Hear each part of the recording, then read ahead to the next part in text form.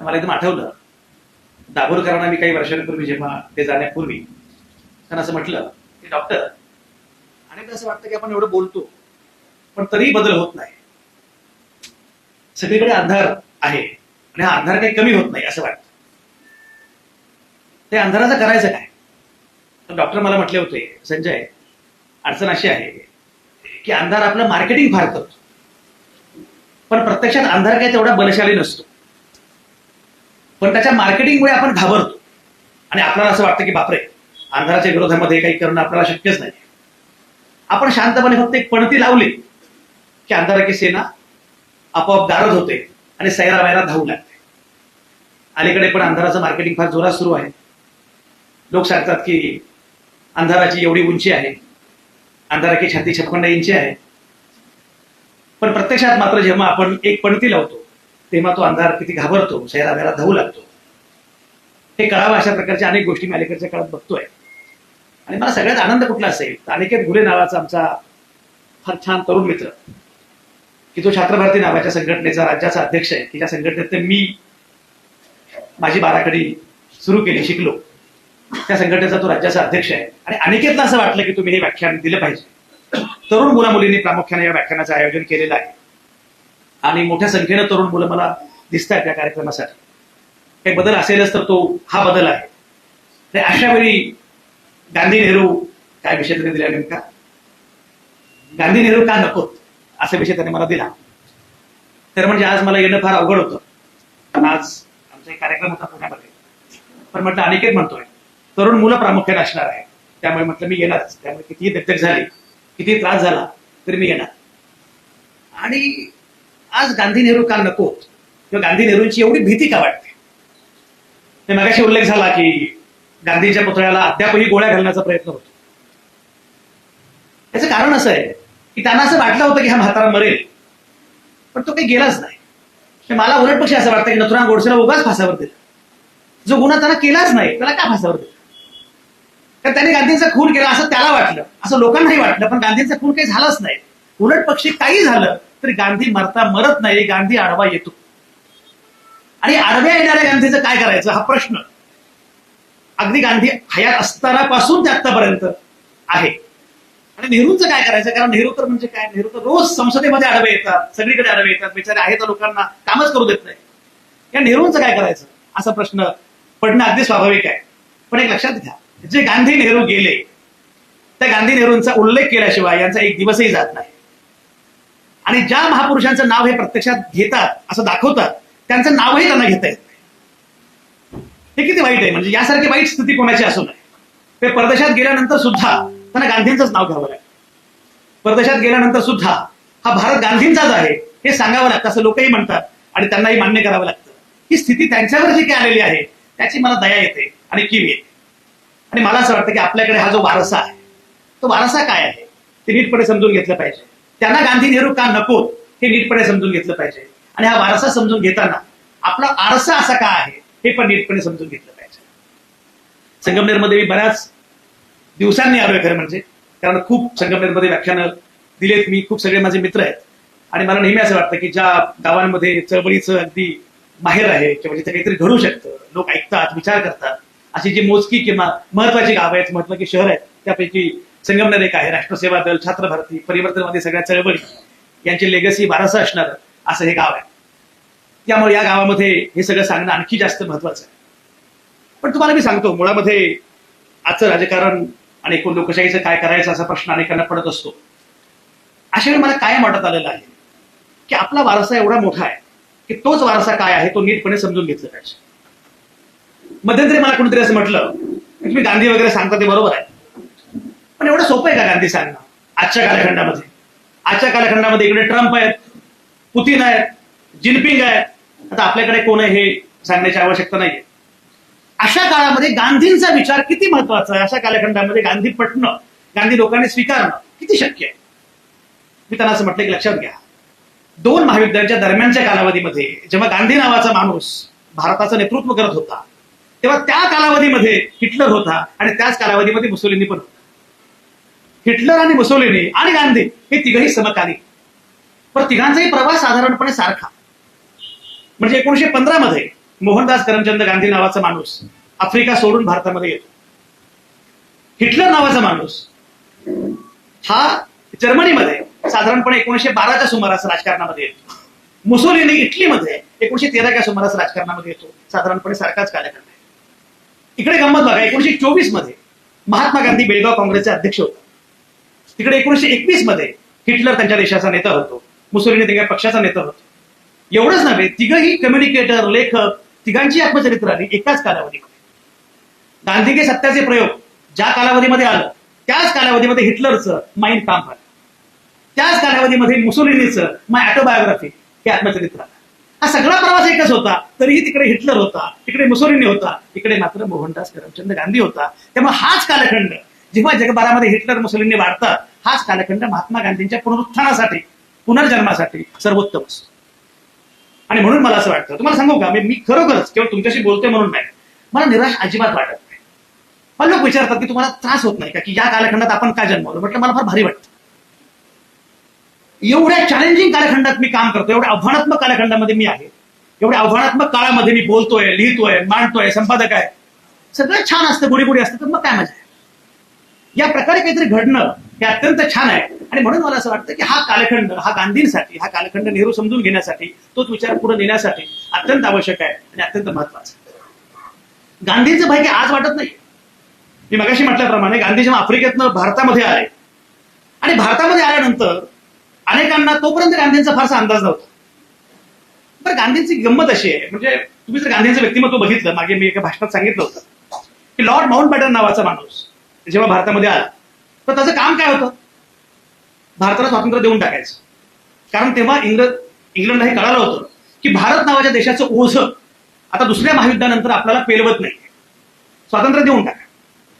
पण हे माउंटबॅटनच का आले, तर तेव्हा ऍटली पंतप्रधान होते आणि ऍटली हे तसे फार प्रभावी नेते नव्हते. तर ऍटलीना असं वाटलं की समजा स्वातंत्र्य भारताला आपण दिलं तर चर्चा अशी होईल, टीका अशी होईल की जे साम्राज्य आम्ही मिळवलं ते तुम्ही गमावलं. आणि तेव्हा विरोधामध्ये कोण नेता होता, चर्चिल. चर्चिल सारखे नेते प्रचंड टीका करतील, म्हणून कोणीतरी मध्यस्थ पाहिजे. मध्यस्थ कोण, माउंटबॅटन. बरं, हा माउंटबॅटन थेटपणे राणीचा नातेवाईक. त्यामुळे माउंटबॅटन येईल, माउंटबॅटनच्या काठीनं आपण हे सगळं करूया आणि नामानिराळे होऊया. म्हणून माउंटबॅटनला सांगितलं की तू जायचंस आणि सगळं जे काही स्वातंत्र्य भारताला द्यायचं ते द्या, सगळं तो स्वातंत्र्य करा, सगळ्या गोष्टी करा आणि परत द्या. पण माउंटबॅटनला तोपर्यंत भारत काय फारसा माहिती नव्हता. माउंटबॅटन हा नेव्ही मधला मोठा उत्तुंग असा ऑफिसर, छान शाही जीवनशैली जगणारा. माउंटबॅटन, लेडी माउंटबॅटन दोघे अशा प्रकारचे. तर तेव्हा काही व्हॉट्सअप नव्हतं, व्हिडिओ व्हिज्युअल्स वगैरे फारसे नव्हते. आता कसं की आता नेता माहिती असतो. डोनाल्ड ट्रम्पला आपण भेटलो नाही तरी तो किती मूर्ख आहे हे रोज कळत असतं. जवळचे कळत नाही, हा फक्त वेगळा भाग आहे. पण ते कळत असतं की डोनाल्ड ट्रम्प असे आहे. पूर्वी असं काही माहिती नसायचं, म्हणजे फक्त चर्चा असायची की बापरे असं काहीतरी आहे, असा कोणतरी माणूस आहे की जो फार महत्वाचा आणि मोठा माणूस. माउंटबॅटनला सांगितलं होतं येतानाच एक लक्षात ठेव की ते पंडित नेहरू हा महत्वाचा माणूस आहे आणि अत्यंत बुद्धिमान स्कॉलर माणूस आहे, त्याच्याशी जरा नीट डील करा. तिथे सरदार वल्लभभाई पटेल हे श्रूड पॉलिटिशियन आहे, त्यांना राजकारणातलं नीट मुत्सद्देगिरी समजते, त्यामुळे व्यवस्थित येईल. बॅरिस्टर जीना एका वेगळ्याच मोडमध्ये आहे, त्यांना खुबीन आणि सोयीनं वापरून घ्यायचं, पण तेही एवढे सोपे नाही. आणि सगळ्यात भयंकर आहे महात्मा गांधी. या माणसापासून सावध राहा. आता याला असं वाटलं की महात्मा गांधी काहीतरी भयंकर तगडा नेता असणार. हे आले भारतामध्ये, सगळ्यांच्या गप्पा सुरू झाल्या, सगळ्यांशी बोलणं सुरू झालं. आणि बोलणं सुरू असताना पहिल्यांदा ते सरदार वल्लभभाई पटेलांना भेटले. सरदार वल्लभभाई पटेल अत्यंत मुत्सद्दी अशा प्रकारचे नेते, त्यांचं काही असं ग्लॅमर नव्हतं पण मुत्सद्दी नेते. म्हटलं अरे वा. मग जिनाना भेटले, पण नेहरूंना भेटले. नेहरूंना भेटल्यावर तर ते प्रभावित झाले, भारावून गेले. अरे बापरे, एवढा स्कॉलर माणूस. त्यांना असं वाटलं की तिघही ज्यांचा उल्लेख करतात तो महात्मा गांधी काय असेल. म्हणजे मला गांधींना भेटायचं. तर गांधी काही इकडे येण्याची शक्यता कमी आहे, तुम्हाला त्यांच्या आश्रमात जावं लागेल. म्हणजे हरकत म्हणजे महात्मा गांधींना भेटायचं आणि होमवर्क केला, तयारी केली आणि तयारी करून ते महात्मा गांधींना भेटायला म्हणून असे आश्रमात आले. आश्रमात आल्यानंतर सांगितलं, विचारलं की कुठे आहेत महात्मा गांधी. ते म्हणजे या कुटीमध्ये असतात, त्या झोपडीत तुम्ही जा.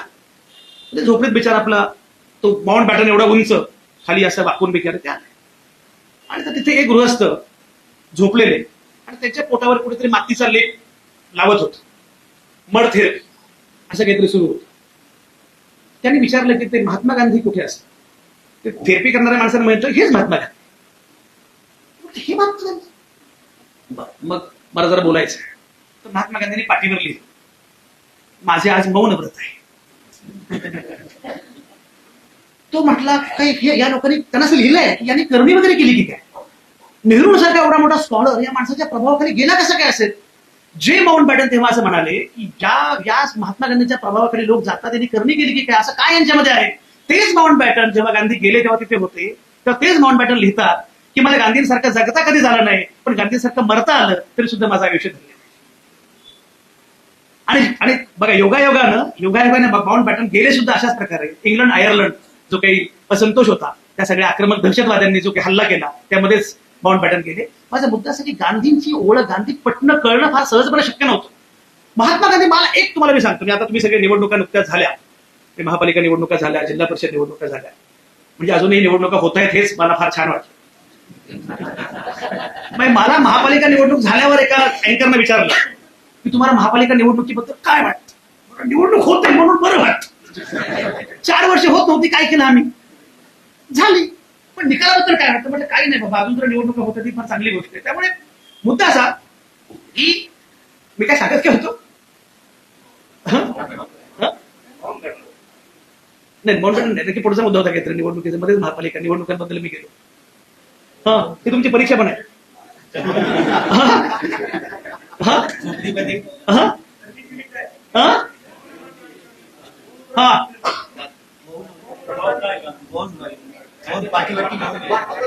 पाठीवर लिहिलं, ठीक आहे. नाही हा तर वेगळं, हा ठीक आहे.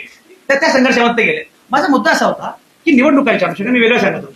माझा मुद्दा असा होता की तुम्ही कल्पना करा, निवडणुकीमध्ये समजा मला उभं राहायचं आहे, महापालिका निवडणूक, जिल्हा परिषद निवडणूक, मला उभं राहायचं, मला किमान 10-15 वर्ष काम करावं लागेल. साधा मला नगरसेवक व्हायचं आहे, नगराध्यक्ष इथे बसलेले आहे, समजा मला साधा नगरसेवक व्हायचं, नगरसेवक होण्यासाठी सुद्धा किमान 15-20 वर्ष काम केलं पाहिजे की नाही? माझं गाव आहे करमाळा तालुक्यामध्ये, सोलापूर जिल्ह्यामध्ये, केतूर नावाचं. उद्या त्या गावामध्ये मी गेलो ग्रामपंचायत निवडणूक लढवण्यासाठी, मला लोक लढवू देणारच नाहीत.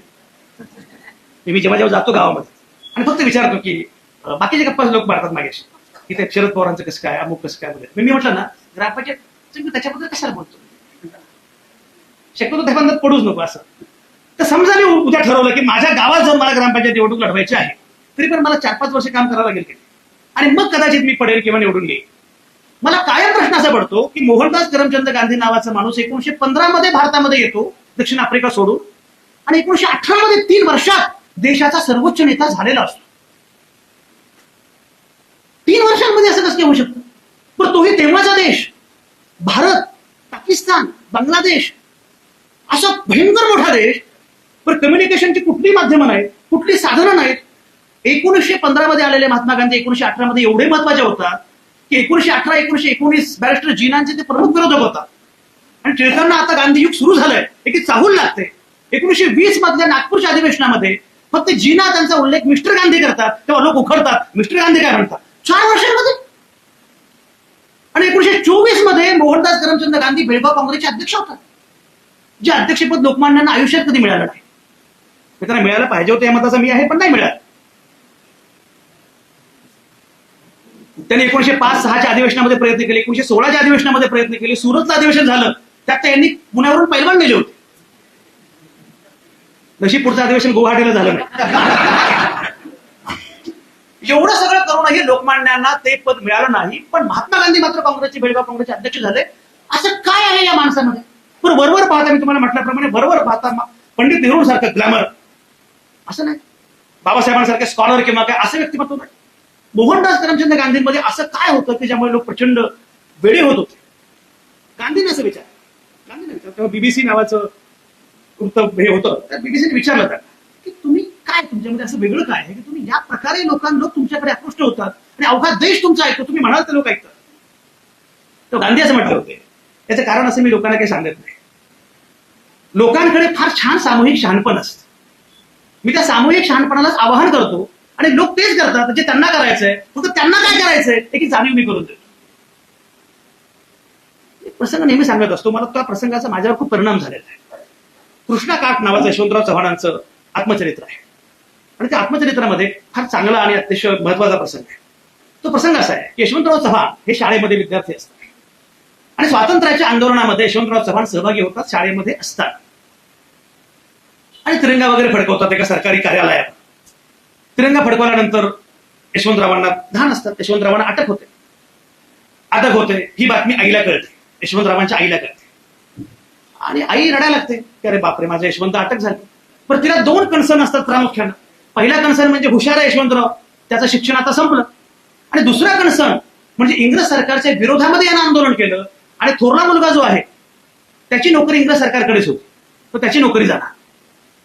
आणि यशवंतरावांचे वडील नुकतेच गेलेले होते, तेव्हा आता आपल्या घराचं काही खरं नाही. माऊली रडू लागला.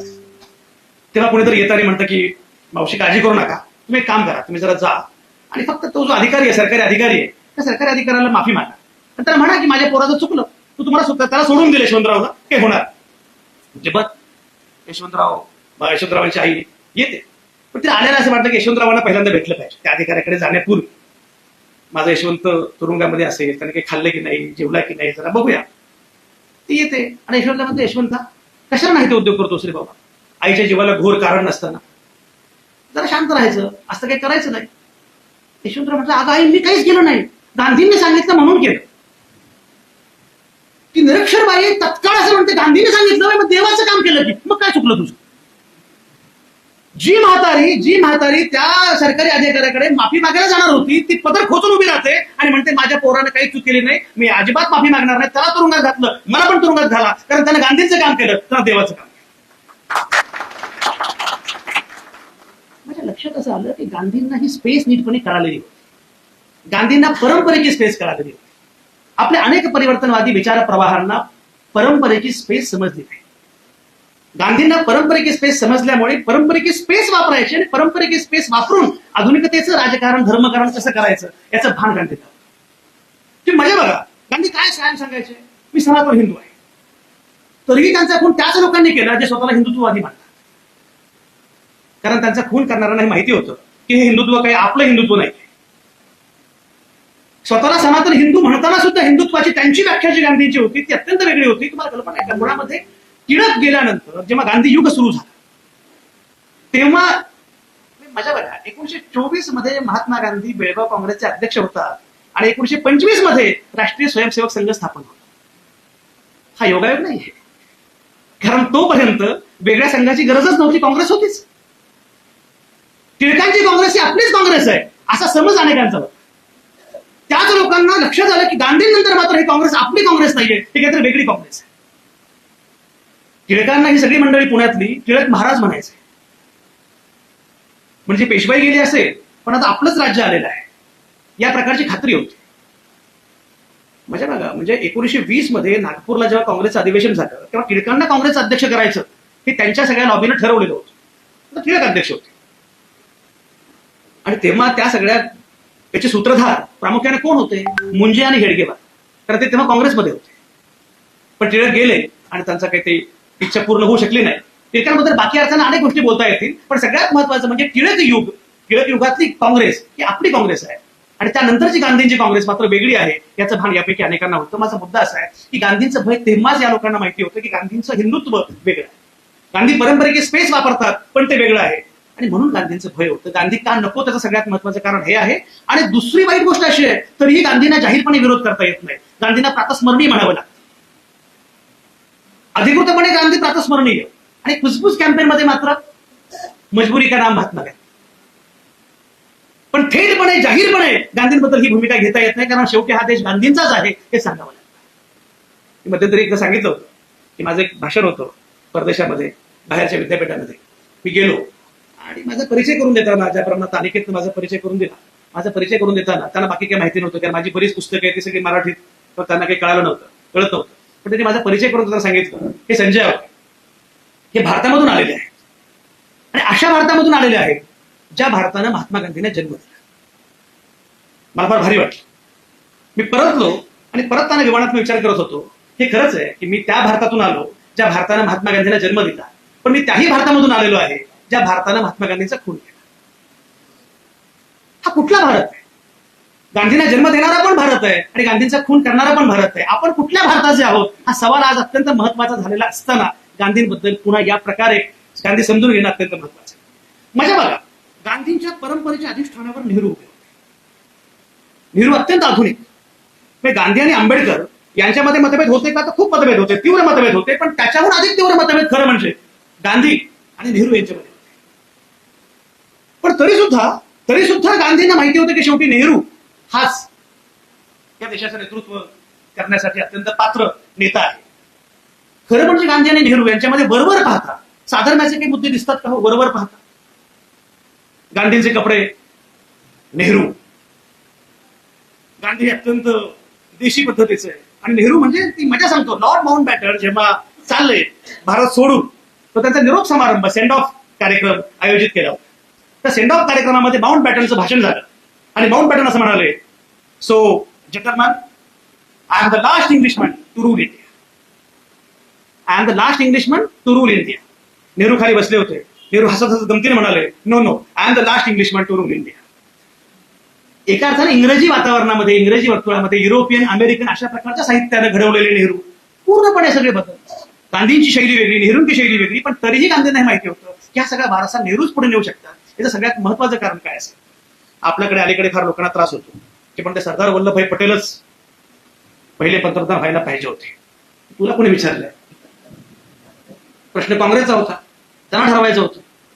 तर यापैकी अनेकांना, मी नेहमी सांगतो, यापैकी अनेकांना हे माहिती नसतं की पहिली सार्वत्रिक निवडणूक झाली 1952ला आणि सरदार वल्लभभाई पटेल गेले 1950ला. पण तरीही या प्रकारच्या गोष्टी सुरू असतात. पण मुळामध्ये नेहरूंना करण्यामागची सगळ्यात महत्वाची भूमिका काय असेल, महत्वाचं कारण काय असेल? नेहरूंकडे असणारी वैचारिक स्पष्टता आणि वैचारिक बैठ. हे लक्षात घ्या. एक वेळ गांधी आमचे, गांधी प्रातस्मरणीय असं हे लोक म्हणू शकतात.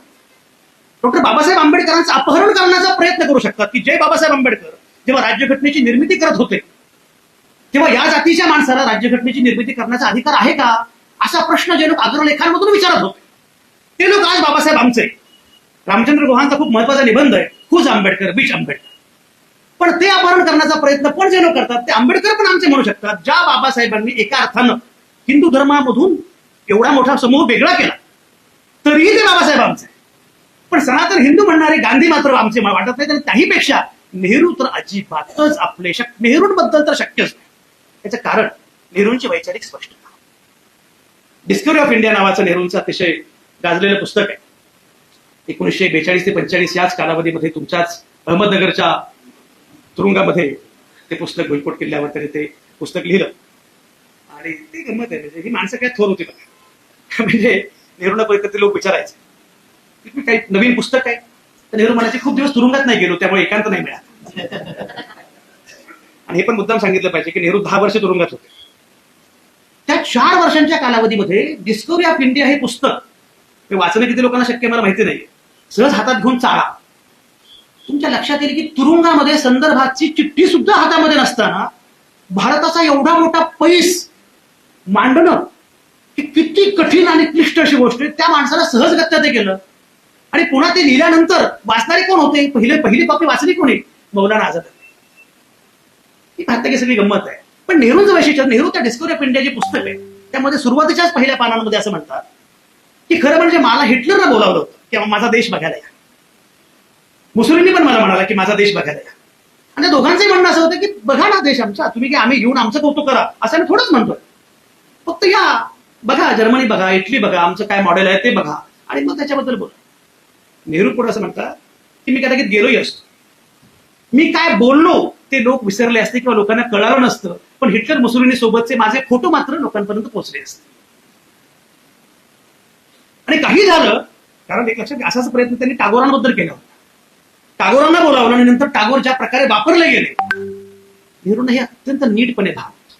नेहरूंच्या सगळ्या साहित्यामध्ये, नेहरूंच्या सगळ्या गंमत बघा. 1952 मध्ये जेव्हा पहिली निवडणूक झाली, डॉक्टर तांबे, तुम्ही लक्षात घ्या, म्हणजे नेहरू, मला नेहमी असं वाटतं इथं समाजवादी खूप लोक आहेत आणि आजच्या सगळ्या अपराधाचे सगळे खरे सूत्रधार हे लोक आहेत, सगळे समाजवादी. मी तुम्हाला सांगतो, नाही अक्षरशः म्हणजे समाजवाद्यांना आजच्या घटनेबद्दल बोलण्याचा अधिकारच नाही. मला संताप होतो, संतापाचा कडेलोट होतो. तुम्हाला माहित आहे का, नेहरूंच्या सगळ्या पुस्तकांचा अनुवाद केला समाजवाद्यांनी, पण नेहरू यांना कधीच कळलं नाही. डिस्कवरी ऑफ इंडियाचा अनुवाद केला साने गुरुजी, मग ऑटोबायोग्राफीचा अनुवाद केला नागा गोऱ्यांनी. पण नेहरूंचं हे जे होतं की नाही 1952 मध्ये जेव्हा पहिली निवडणूक झाली, काँग्रेस सत्तेमध्ये आली, भरपूर जागा मिळाल्या, सगळं छान चाललं होतं. Nehru was disappointed. नेहरू अस्वस्थ होते. तर लोकांना भेटायला गेले की ते जल्लोष कधी नाही बॉस, असं का तुम्ही. नेहरू म्हटलं नाही, तुम्ही बघितलं का, धर्मांध शक्तीनं 6% मतं मिळालेली. जर पहिल्या सार्वत्रिक निवडणुकीमध्ये या लोकांना 6% मतं मिळू शकतात, तर कदाचित उद्या ही विचारधारा ही या देशाची मुख्य विचारधारा होण्याची शक्यता नाकारता येत नाही. 1952च्या निवडणुकीमध्ये. आणि पुढे काय घडलं, 64ला माझे नेहरू गेले आणि 67ला या देशामध्ये 9 राज्यांमध्ये बिगर काँग्रेस सरकार आहे. ते येऊ द्या. त्यातल्या 5 सरकारांमध्ये जनसंघ सहभागी झालेला होता आणि सोबतीला समाजवादी होते. पण कल्पना उत्तर प्रदेशमध्ये वगैरे, अरे संबंध आहे का तुमचा काही, या लोकांचा काही संबंध होता. राम मनोहर लोहियांसारखा अत्यंत महत्वाचा माणूस, पिछडे पावे 100 में 60 अशी मांडणी करणारा, ज्या राम मनोहर लोहियांनी तेव्हा खऱ्या अर्थाने मंडल आयोगाची बीज रोवली आणि सगळ्या मागासवर्गीयांना, या सगळ्या लोकांना आपले हक्क, न्याय हक्क मिळाले पाहिजेत, अशा प्रकारची भूमिका ज्या राम मनोहर लोहियांनी मांडली, त्याच राम मनोहर लोहियांच्या पक्षासोबत जनसंघाच्या आघाड्या झाल्या आणि हे लोक सरकारमध्ये सहभागी झाले. बिहारमध्ये, उत्तर प्रदेशमध्ये. आज तर उत्तर प्रदेशात जो काही भाजपचा गडच आहे आणि कधी कधी त्यांचा काही संबंध नव्हता हे पटू नये अशी अवस्था. पण उत्तर प्रदेशमध्ये ही वेळ आणली कोणी, तेव्हा यांच्याकडे कुठलाही चेहरा नव्हता. यांच्याकडे चेहरे तुमचेच होते, चरण सिंग असतील किंवा सगळे चेहरे होते. पण या चेहऱ्यांचा उपयोग करून जनसंघाने एक लक्षात घ्या, यांचं वैशिष्ट्य, आणि हे नेहरूंनी तेव्हा म्हटलं होतं, हे लोक चंचू प्रवेश करतात. भाजपबद्दल काही बोलू शकत नाही, कारण जनसंघाला पहिल्यांदा मंत्रालय तुम्हीच दाखवलं. उत्तमराव पाटील वगैरे मंत्री कसे काय झाले, ती क्षमता होती, हिंमत होती, पण झालं. जनसंघाला सोबत घेतलं की लक्षात घ्या. म्हणजे इमॅजिन, मला अनेकदा इतिहास वाचतो, मला थक्क होतो, मी दुःख होतं मला. जनता पक्षाचा प्रयोग झाला. माझ्या बघा, जनता पक्षाच्या प्रयोगामध्ये प्रामुख्याने कोण होतं, जयप्रकाश नारायण. जयप्रकाश नारायण हे जनता पक्षामध्ये सगळ्यात प्रमुख होते आणि जयप्रकाश नारायणांमुळे संपूर्ण क्रांती, इंदिरा हटाव वगैरे सगळं झालं. पण जेव्हा जनता पक्ष गेला तेव्हा जनता पक्षाचा वारसा भारतीय जनता पक्षाने घेतला. मुळामध्ये जनता पक्षामध्ये या संघाला घेणं ही केवढी मोठी चूक होती, हे तुमच्या लक्षातच आलं नाही. नेहरूंना हे भान अत्यंत नीटपणे होतं आणि म्हणून नेहरूंनी मगाशी म्हटल्याप्रमाणे नेहरूंना हे इतकं नीटपणे भान होतं की काही झालं तरी सुद्धा अशा प्रकारच्या गोष्टींसोबत कधी आघाडी होणार नाही, हे भान नेहरूंचं होतं. आणि म्हणून मी म्हटल्याप्रमाणे नेहरूंची नीती वाटते, म्हणून मी म्हटल्याप्रमाणे गांधींची नीती वाटते. गांधींचं परंपरेचा अवकाश आणि नेहरूंनी त्या परंपरेच्या अवकाशावर आधुनिक भारताला घातलेली, आधुनिक आकाशाला घातलेली गवसणी, हा सगळा नीटपणे पाहिल्याशिवाय आपल्याला या लोकांचं मोठेपण कळत नाही. मी तुम्हाला सांगू का, लोक विचारतात समजा गांधी नसते तर स्वातंत्र्य मिळालं नसतं का. म्हटलं गांधी नसते तरी स्वातंत्र्य मिळालंच असतं, त्याच वेळी मिळालं असतं. स्वातंत्र्य गांधींमुळेच मिळालं, फार लवकर मिळालं वगैरे असं काही मला वाटत नाही. पण जर गांधी नसते तर हा देश तो देश नसता जो आज आहे. मी नेहमी सांगतो, गांधींनी स्वातंत्र्याच्या युद्धामधून अन्य काय केलं असेल नसेल मला माहिती नाही, पण गांधींनी हा राष्ट्रवाद जन्माला घातला. तर विचारलं गेलं असं की तुम्ही असं का करत नाही, तुम्हाला लढा तीव्र करायचा असेल तर it is do one thing, तुम्ही असं सांगा लोकांना की ख्रिश्चनांना आपण भाकलून देऊ. हे सोपं आहे ना, म्हणजे हिंदू मुस्लिम एकवटतील आणि ख्रिश्चनांच्या विरोधामध्ये उभे राहतील. गांधी म्हटले स्वातंत्र्याचं आंदोलन जर ख्रिश्चन विरोधी उभं राहिलं तर जन्मणारा देश सुद्धा धर्मावर उभं राहील. चले जावच्या आंदोलनामध्ये सुद्धा जे गांधींचं भाषण आहे त्या भाषणामध्ये गांधी असं म्हणतात की ती साधी भाषा बघा की इंग्रजांना मी चले जाव म्हणतोय, पण मी त्या इंग्रजांना चले जाव म्हणतोय त्याने अवैध पद्धतीने सत्ता काबीज केलेली आहे, सर्वसामान्य इंग्रज माणसाशी माझं काही वैर नाही, ही जी भूमिका आहे. आणि म्हणून मी असं म्हणतो की गांधींची ही भूमिका, नेहरूंनी त्या सगळ्यावर चढवलेला जो काही कळस आहे ज्या प्रकारचा देश उभा केला, मला नेहमी असं वाटतं की जर नेहरू पहिली 17 वर्ष या देशाचे पंतप्रधान नसते तर आजचा भारत असला नसता. मोहनदास करमचंद गांधींनी स्वातंत्र्याचं आंदोलन उभं करत एक नवा राष्ट्रवाद जन्माला घातला आणि खऱ्या अर्थाने नवं राष्ट्र तयार झालं, म्हणून ते राष्ट्रपिता. पंडित नेहरूंनी एक आधुनिक भारत जन्माला घातला आणि म्हणून आधुनिक भारताचे जन्मदाते पंडित नेहरू. आणि या सगळ्या प्रक्रियेमध्ये अर्थातच संविधानाचे शिल्पकार डॉक्टर बाबासाहेब आंबेडकर, गांधी अधिक नेहरू अधिक आंबेडकर बरोबर भारत, या तिघांना सोबत घेतल्याशिवाय आपल्याला जाता येणार नाही. आता जाणीवपूर्वक प्रयत्न काय सुरू होते, जाणीवपूर्वक ही अलायन्स फोडण्याचा प्रयत्न सुरू आहे आणि आपल्या लोकांना कळतच नाही. महाविकास आघाडी फुटते म्हणजे काय होतं, गांधी अधिक नेहरू अधिक आंबेडकर ही तेव्हाची महाविकास आघाडी आहे. तिघांची अत्यंत परस्पर पूरक वोट बँक आहे. मी मगाशी म्हटल्याप्रमाणे गांधीची वोट बँक ही परंपरेचं अधिष्ठान असणारी सर्वसामान्य माणसांची वोट बँक होती की मी हिंदू आहे आणि गांधी धर्माच्या अनुषंगाने बोलतात, धार्मिक आहे, देवाचं काहीतरी चाललंय, छान चाललंय, ओके. पण नेहरू त्याच वेळी नव्या भारताचं स्वप्न बघतात आणि या सगळ्याच्या दरम्यान जो एक शोषित वंचित समुदाय आहे की ज्याला असं वाटलं पाहिजे की यस मला पण या सगळ्यामध्ये अवकाश मिळाला पाहिजे, की डॉक्टर बाबासाहेब आंबेडकर. आणि म्हणून मी असं म्हटलं की या तिघांनी मिळून जो भारत जन्माला घातला, तुम्हाला कल्पना आहे का? मी अनेकांना हे माहिती नसतं, पण खरं म्हणजे जेव्हा बाबासाहेब आंबेडकरांना संविधान सभेमध्ये त्यांनी यावं अशी कल्पना पुढे आली, ती कल्पना मुळात महात्मा गांधींची. नेहरूंनी ती कल्पना स्वीकारली. उद्दिष्टांचा ठराव जेव्हा नेहरूंनी सादर केला, त्या ठरावावर बाबासाहेबांनी जे अप्रतिम अमोघ असं भाषण केलं आणि त्या भाषणानंतर सगळ्यांची खात्री पटली की संविधान सभेमध्ये बाबासाहेब असलेच पाहिजे.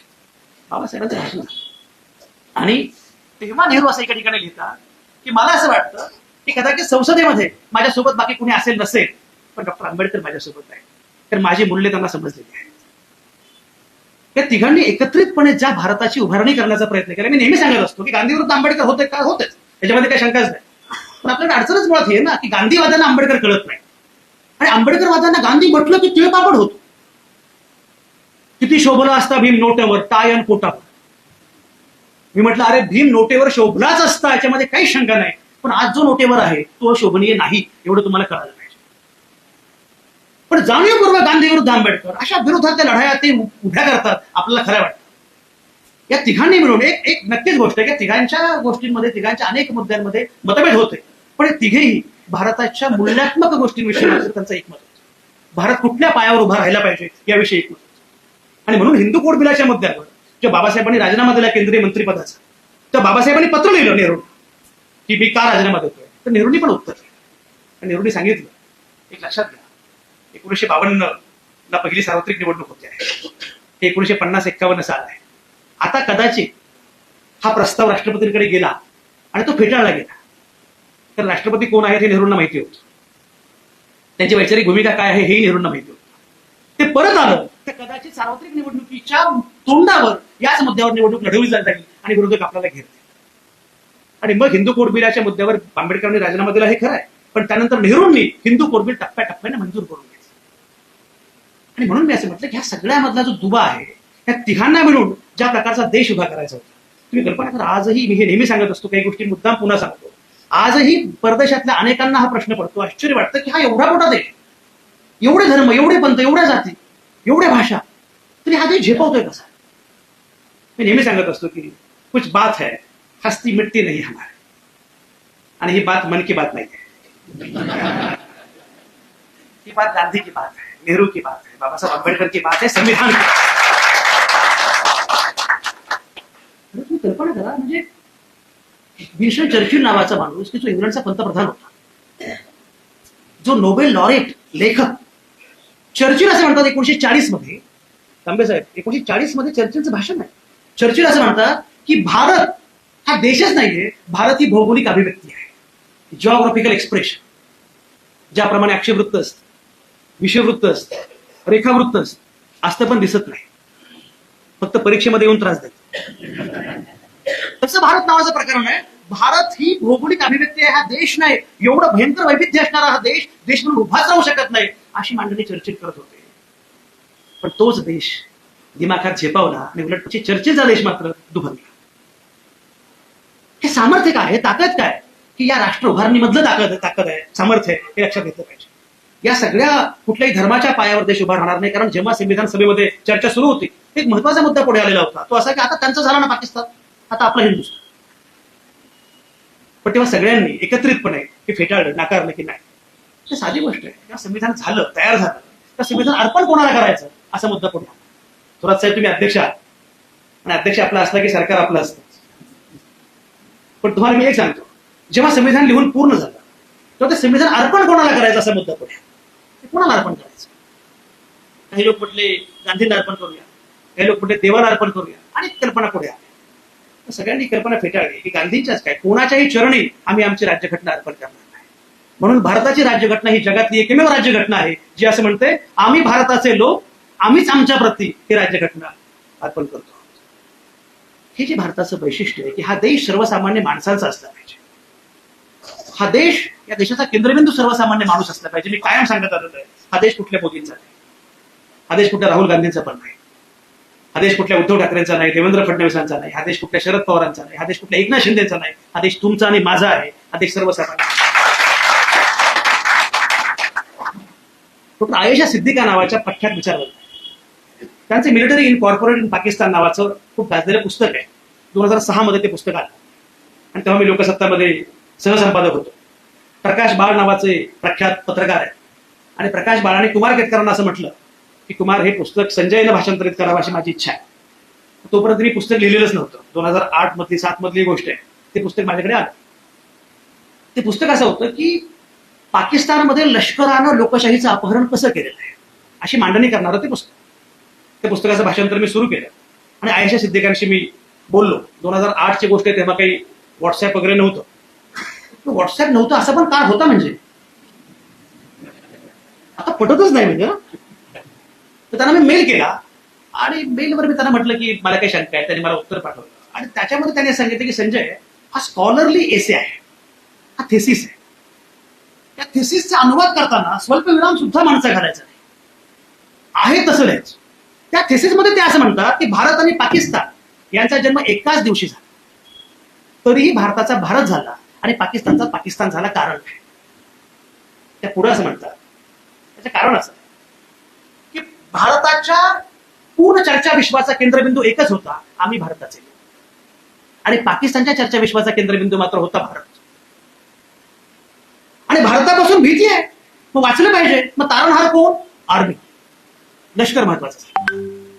भारत हा हिंदूंचा आहे असं म्हटलं की मग आपण मुस्लिम, मग अल्लाह महत्वाचा झाला. आणि भारतासारख्या देशाच्या विरोधामध्ये एवढं सगळं बोलायचं आणि एवढं सगळं बोलायचं असेल, एवढं सगळं करायचं असेल तर कुठेतरी मोठा देश आपल्यासोबत असला पाहिजे, म्हणून अमेरिका महत्वाची झाली. ते म्हणतात अल्लाह, आर्मी, अमेरिका यांच्या विळख्यामध्ये पाकिस्तान कोसळला, भारत मात्र दिमाखात शिरला. कारण भारताचा केंद्रबिंदू सर्वसामान्य माणूस होता. आणि त्या पुढे असं म्हणतात, खरं सांगू का, त्यांचं वाक्य, खरं सांगू का, पाकिस्तानला नेहरू नाईक मिळाले, भारताला मिळाले. नेहरू जर नसते, कल्पना करा, स्वातंत्र्य मिळाल्यानंतर 13व्या दिवशी पंडित नेहरू आण्विक ऊर्जा महामंडळाची बैठक बोलावत होते. या प्रकारची भूमिका असणार. हे मला मध्यंतरी आमच्या एका नागपूरमधल्या मित्राला संगीत नाटक अकादमीचा पुरस्कार मिळाला. तर त्याला मी व्हॉट्सअपवर मेसेज पाठवला की पंडित नेहरूंनी स्थापन केलेल्या संगीत नाटक अकादमीचा पुरस्कार मिळाल्याबद्दल अभिनंदन. तुम्हाला वाटतं नुसतं अभिनंदन चाललं असतं, पूर्वार्धाची गरज नव्हती. म्हटलं हा पूर्वार्ध तुम्ही विसरला आहात, आपण सगळेच विसरलो आहोत, ही तर अडचण झाली. कल्पना करा, एकाच वेळी FTI, NDA, साहित्य अकादमी, संगीत नाटक अकादमी, सगळ्या महत्वाच्या संस्था, आर्थिक, वैज्ञानिक, औद्योगिक या प्रकारचं जे उभं केलं, त्या नेहरूंना नवीन भारत उभा करायचा. पण नेहमी असं तुम्ही तो काळ आठवा, तो काळ आठवा जेव्हा नेहरूंनी सूत्र घेतली पंतप्रधान पदाची. लोक म्हणतात की सरदार वल्लभभाई पटेलांनी व्हायला पाहिजे होतं, आणखी कोणी व्हायला, कोणी झालं असतं तर काही बिघडलं नसतं. सरदार वल्लभभाई पटेल सुद्धा तेवढे सक्षम होते, मुद्दा तो नाही. पण जेव्हा ही सूत्र घेतली पंडित नेहरूंनी, तेव्हाचा देश आठवा. निरक्षरता, रोगराई, बेरोजगारी, नुकतीच दंगल उसळलेली, फाळणी नुकतीच झालेली, फाळणीचे व्रण, दंगलीचे आघात, ठाव. पण पंडित नेहरू नियतीशी करार करत होते, नवस्वप्न करत होते. कारण नेहमी असं वाटतं की पंडित नेहरू हे एका उमेदीचं नाव आहे, एका आकांक्षेचं नाव आहे. त्यांनी नवा भारत घडवण्याचा, नवा भारत उभा करण्याचा प्रयत्न केला आणि म्हणून भारतापर्यंत येऊन पोहोचले. खरं म्हणजे तुम्हाला सांगू का, नेहरू एवढे लोकप्रिय होते की नेहरूंच्या जागी अन्य कोणी असतं तर तो हुकुमशाह झाला असता. नेहरू भारताचे डार्लिंग होते, लोकांचे विलक्षण प्रेम होतं. म्हणजे नेहरूंची तेव्हाची भाषणं नेहरूंबद्दलची, नेहरू बसलेले आणि एक भाषण काय माहितीये का, नेहरूंची त्वचा म्हणजे सफरचंद फ्रीजवर ठेवल्यावर जसं वाटेल तशी आहे, इतके लोक पागल होते. असं असताना सुद्धा नेहरू मात्र कायम सावध राहिले, कारण नेहरूंना या प्रकारच्या व्यक्तिपूजेचं अत्यंत भय होतं. तुम्ही जर बघितलं, गांधी, नेहरू, आंबेडकर या तिघांनाही व्यक्तिपूजेचं भय होतं. बाबासाहेब तर जाहीरपणे असं म्हणतात की धार्मिक कारणामध्ये भक्ती एक वेळ ठीक आहे, पण राजकारणामध्ये जेव्हा भक्ती येईल तेव्हा लोकशाही धोक्यात येईल. आताच्या भक्तांकडे बघून तर अगदीच पटतं. म्हणजे मला गमत वाटते, 1937 मध्ये अनेकांना हे माहिती असेल किंवा मी पण पूर्वी सांगितले पण मुद्दाम सांगतो, एक कलकत्त्यातून प्रसिद्ध होणाऱ्या एका नियतकालिकामध्ये एक लेख प्रसिद्ध झाला आणि त्या लेखामध्ये असं म्हटलं होतं की नेहरूंवर भारताचं खूप प्रेम आहे. पंडित नेहरूंवर भारतीयांचं खूप प्रेम आहे, पण एवढं अतिरेकी प्रेम आहे की कदाचित नेहरू या देशाचे हुकुमशाह होऊ शकतात. आणि त्यामुळे नेहरूंपासून सावध राहायला पाहिजे. कुठल्याही नेत्यावर एवढं प्रेम करण्याची गरज नाही. नेहरूंबद्दल एवढा टीका करणारा लेख कोणी लिहिला असा प्रश्न अनेकांना पडला. नंतर विचारलं, मग कळलं की तो लेख खुद्द नेहरूंनीच लिहिला. नेहरूंना विचारलं की काय बाबा तुझं बरं चाललंय, तू असा का लेख लिहिला? तर नेहरू म्हटले, मला माझ्या देशातल्या लोकांविषयी खूप प्रेम आहे, त्यांचं माझ्यावर अतोनात प्रेम आहे, पण मला कायम भय आहे की जर उद्या अशा प्रकारची एखादी व्यक्ती आली आणि तिने या प्रेमाचा दुरुपयोग करून हुकुमशाहीच लादली, त्या देशाचं काय? नेहरूंचं तेव्हाचं हे वाक्य मला आता का आठवते मला माहिती नाही, पण हे किती महत्वाचं आहे. त्याच कालावधीमध्ये या सगळ्या गोष्टींबद्दल अत्यंत सम्यक भान असणारे नेहरू. अनेकांना माहिती की पी शंकर नावाचा व्यंगचित्रकार, ज्याला नेहरूंना गाढव रेखाटलं, व्यंगचित्रकार आणि गाढव रेखाटलं, तर ते अंक आला नेहरूंकडे. नेहरूंचा चेहरा म्हणजे गाढव. आज आपण कल्पना तरी करू शकतो, हे प्रत्यक्ष असूनही कल्पना करू शकत नाही.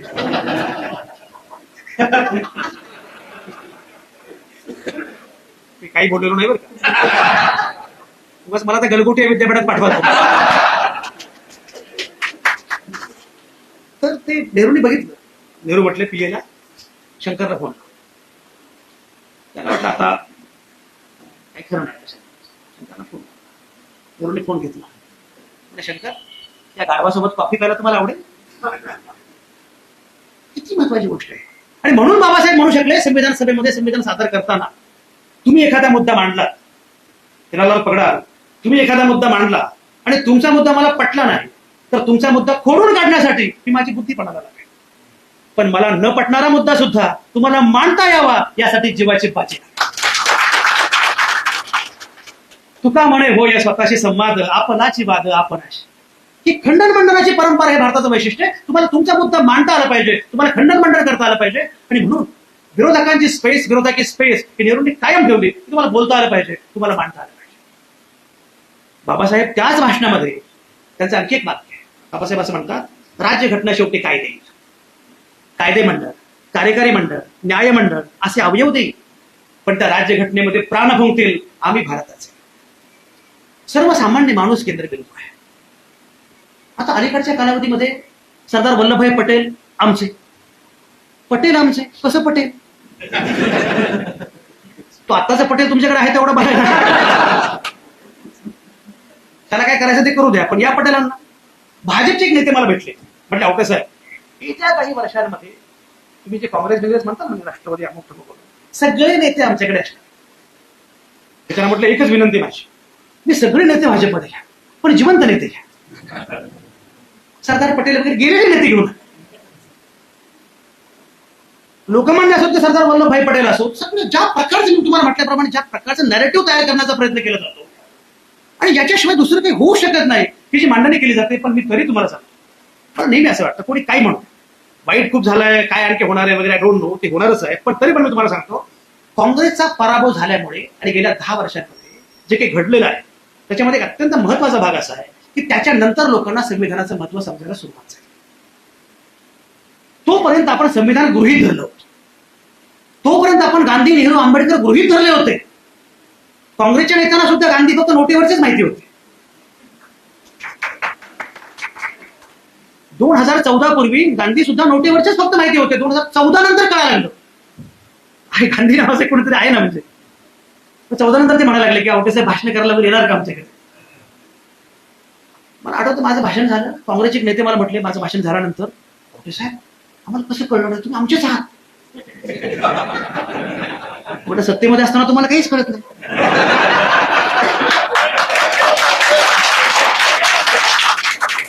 सत्ता गेल्यावर त्यांना कळालं नेहरू, गांधी, आंबेडकर वगैरे सगळे आपले आहेत. बरं एक लक्षात घ्या, सत्ता गेल्यावर कळालं बरोबर आहे, मग एक छोटी सत्ता आली ना त्यात कुणाला काही विसरले. बरं विरोधामध्ये असताना जे लोक आवटे साहेब तुमचं भाषण आम्हाला पाहिजे आणि पुढे येऊन वगैरे जरा थोडासा प्रयोग झाला महाविकास आघाडीचा, नंतर फोन उचलणं बंद झालं. आणखी राहिले असे सत्तेमध्ये आमचे फोन नंबर डिलीटच झाले. पुन्हा विरोधामध्ये आल्यामुळे किमान पुन्हा फोन येऊ लागले. का म्हणते लक्षात घे, मी ज्याप्रमाणे मागाशी म्हटलं आपलं आत्मपरीक्षण पण आपल्याला करावं लागणार आहे. एक लक्षात घ्या, हा त्यांचा विजय नाहीये, हा आपला पराभव आहे. मी ज्याप्रमाणे एक लक्षात घ्या, गांधींना विरोध करण्यासाठी सुद्धा गांधींचाच वापर करावा लागतो. इंदिरा गांधी हटाव म्हणणारे कोण होते? जयप्रकाश नारायण, दुसरे गांधी. जयप्रकाश नारायण हे गांधीवादी होते.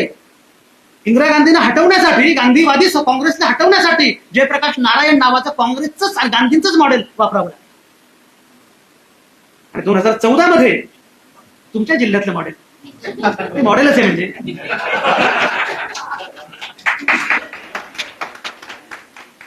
त्या बिचाराला अजूनही कळत नाही की आपण नक्की काय केलं. ते सकाळी उठतात, सतरंगी झटकतात, शांतपणे बसतात. काय झालं देशामध्ये? डॉक्टर मनमोहन सिंग सारखा अतिशय महत्वाचा स्कॉलर, म्हणजे कल्पना करा, श्रीलंकेमध्ये जेव्हा अराजक झालं दरम्यानच्या काळामध्ये, तेव्हा श्रीलंकेच्या एका अत्यंत महत्वाच्या अभ्यासकांना असं लिहिलं होतं की श्रीलंकेमध्ये हे घडलं कारण ज्या काळात तुम्हाला मनमोहन सिंग मिळाले त्या काळात आम्हाला ते मिळाले नाहीत, म्हणून आमची ही अवस्था झाली. ज्या अराजकातून भारताला बाहेर काढलं आणि ज्या प्रकारचं सगळं नेतृत्व केलं ते मनमोहन सिंग. आणि ते म्हटले होते की history will be kinder to me. वर्तमानाबद्दल मला माहिती नाही, पण इतिहास मात्र माझ्याबद्दल दयाळू असेल आणि अत्यंत माझ्याबद्दल न्याय करेल. पण मनमोहन सिंगांना पंक्चर करणं सोपं नव्हतं. हिरालाल मनमोहन सिंग कुठे? सोपं नव्हतं. मग काय करायचं? मग हा चेहरा पुढे तो पटला लोकांना. टोप्या सगळ्या आल्या, मै भी अन्ना तुम भी अन्ना. अण्णा वेडे झाले जेव्हा हेमामालिनी म्हटली मै भी अन्ना.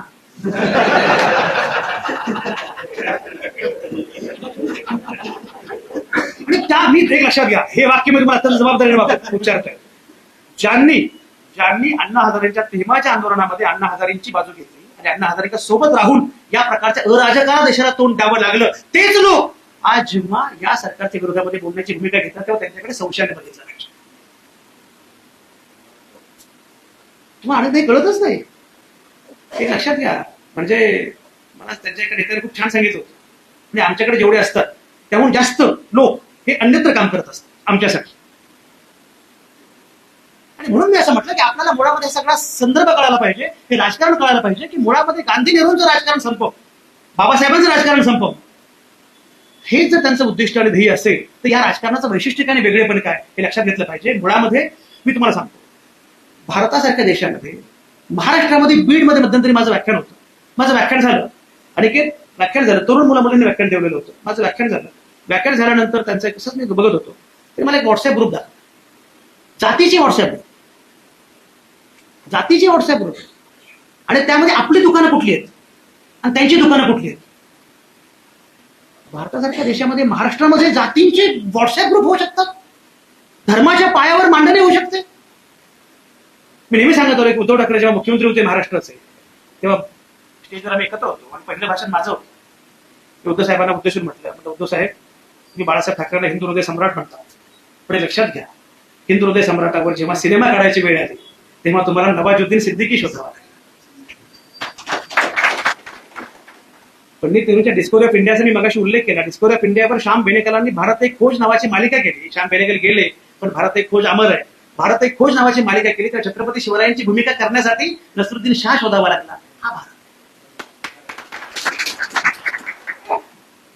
म्हणजे मला कळत नाही की हे भारताचं वैशिष्ट्य, हे व्यक्तिमत्व, हे वेगळेपण आपण क्षणातच विसरून जातो आणि अचानकपणे ज्या प्रकारची मांडणी केली जाते. आणि मला कळत नाही की आपली लोकशाही प्रगल्भ आपण कायम मानत असतो. कारण जेव्हा संविधान सभेमध्ये हा मुद्दा पुढे आला होता की प्रत्येकाला मताचा अधिकार मिळाला पाहिजे, तेव्हा एक विरोधी सूर असा होता की आपले लोक निरक्षर आहेत, त्यांना मताचा अधिकार देऊ नका.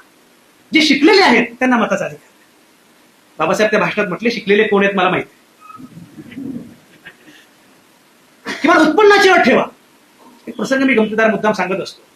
जेव्हा बराक ओबामा अमेरिकेचे अध्यक्ष होते, तेव्हा आपल्याकडे मनमोहन सिंग पंतप्रधान होते आणि ओबामा भारतामध्ये आले.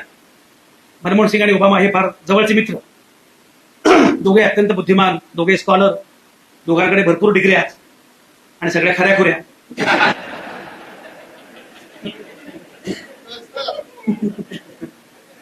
निरागस त्याची काही किंमतच नाही.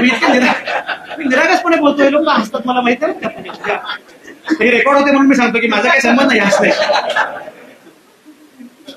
तर ते आले आणि मग बराक ओबामांनी मनमोहन सिंगांना पुस्तक प्रेझेंट, पुस्तक अनेक तेव्हाचे पंतप्रधान पुस्तकं वाचायचे. त्या पुस्तक प्रचंड. त्या पुस्तकावर बराक ओबामाने एक वाक्य लिहिलं. ते वाक्य असं होतं, from the oldest democracy to the largest democracy. जगातल्या सगळ्यात प्राचीन लोकशाहीकडून जगातल्या सगळ्यात महाकाय लोकशाहीला सत्र आहे. तेव्हा तिथे कॉम्रेड सीताराम येचुरी उभे होते. कम्युनिस्टांचं एक वैशिष्ट्य आहे, एक वेळ करणार काही नाही पण लक्ष सगळीकडे असतं.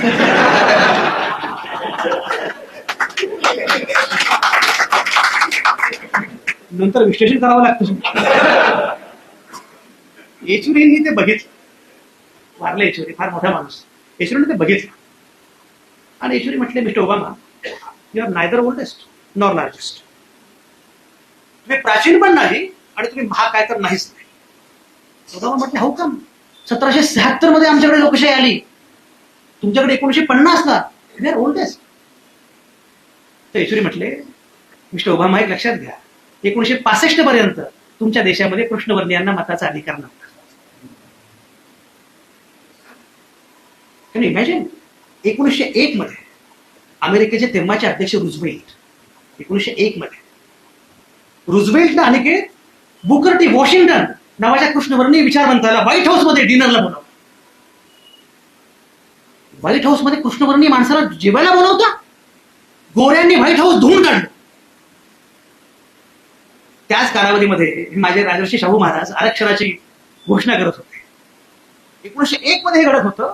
बराक ओबामा अमेरिकेचे अध्यक्ष झाल्यानंतरचा प्रवास.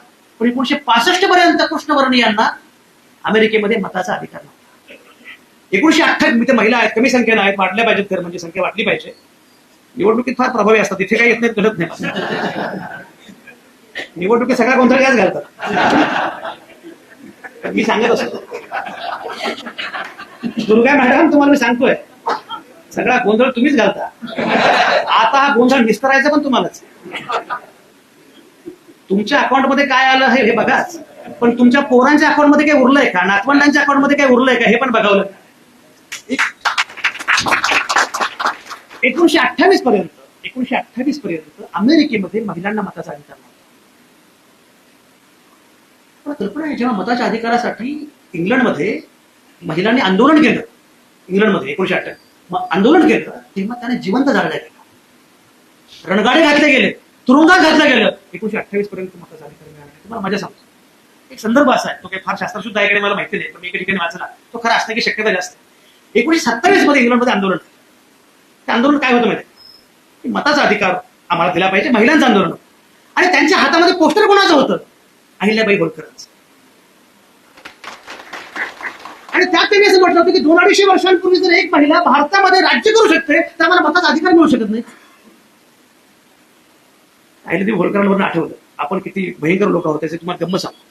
मध्यंतरी माझं एक भाषण होतं, भारताची कल्पना वगैरे भाषण होतं. बोलता बोलता मी आपण असाच बोलून गेलो, पण तुम्ही बाहुबली सिनेमा बघितलाय?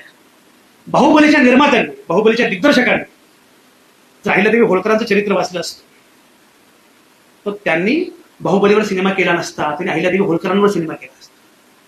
कारण बाहुबलीची देवसेना नवरा मेल्यावर मुलगा मोठा व्हावा म्हणून 25 वर्ष वाट बघत बसते.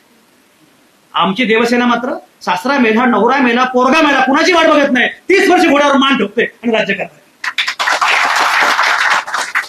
टाळे ठीक आहे. माझं भाषण झाल्यानंतर मला एकाने मिठी मारली. अलीकडे मिठीची भीती वाटते.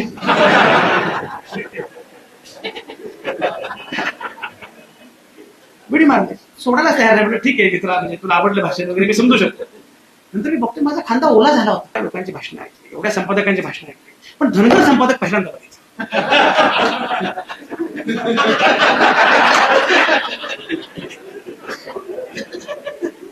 धनगर संपादक पहिल्यांदा बघितलं. म्हटलं मी धनगर असतो का वाटलं, म्हणजे माझी हरकत नाही, असतो तरी मला काहीच फरक पडला नसता. पण अहिल्यादेवी होळकरांबद्दल काय बोललात नाही. म्हटलं मग आपलं असल्याशिवाय कोणी एवढ्या पोट तिरकीने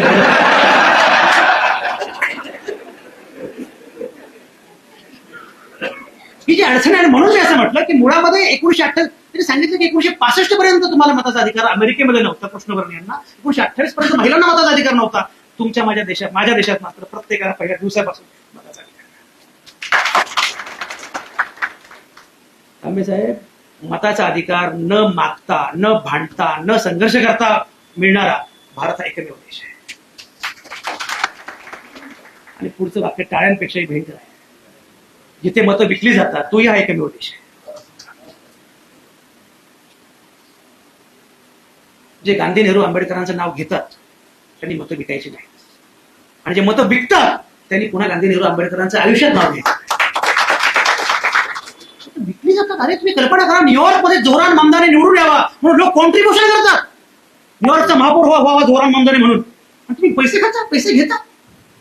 जोरान ममदानी न्यूयॉर्कचा महापौर होतो. 9% मुस्लिम आहेत फक्त न्यूयॉर्कमध्ये, आणि त्याला 51% मतं मिळतात. पैसा नाही. तुम्ही कल्पना करा, विरोधामध्ये कोण? Donald Trump. डोनाल्ड ट्रम्प काय म्हणतो? तुझा निधी बंद करू, न्यूयॉर्कला संपून टाकू, न्यूयॉर्कचा पाणी पुरवठा तोडून टाकू. लोक म्हणतात वाटेल ते करा, आम्ही जोरान ममदानी सोबत.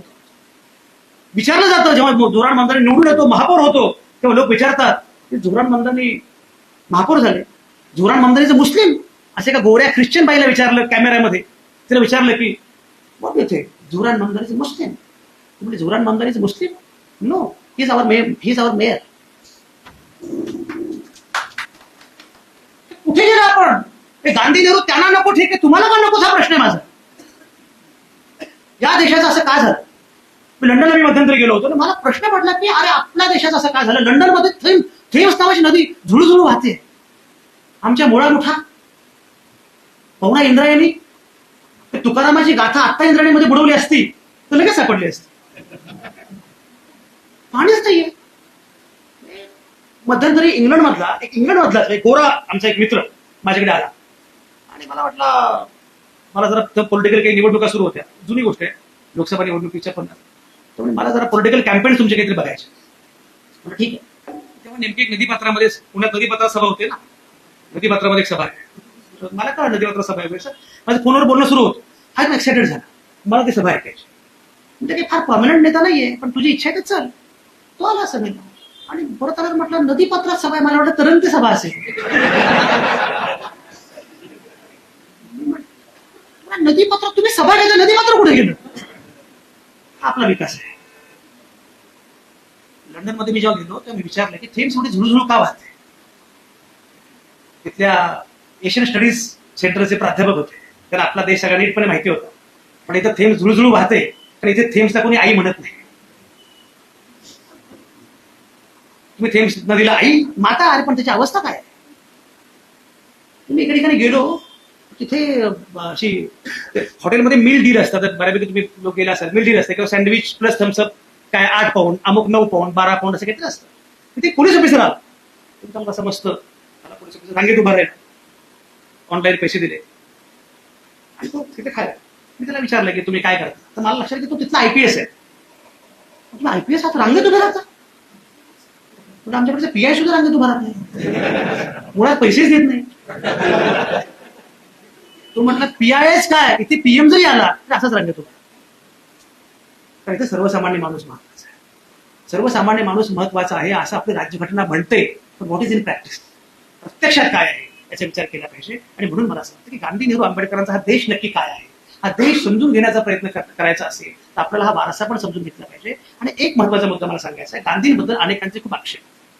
लोकांना गांधी कळलेलेच नाही. म्हणजे मी माझ्या आईवडिलांसोबत लगेरो मुन्नाभाई सिनेमा बघायला गेलो, तर माझे आईवडील शिक्षक, तर ते आवडलं नाही. गांधीची थट्टा वगैरे काय, या लोकांना गांधी म्हणजे असा, त्यांना माहिती नाही की गांधींचा सेन्स ऑफ ह्युमर किती भारी होता.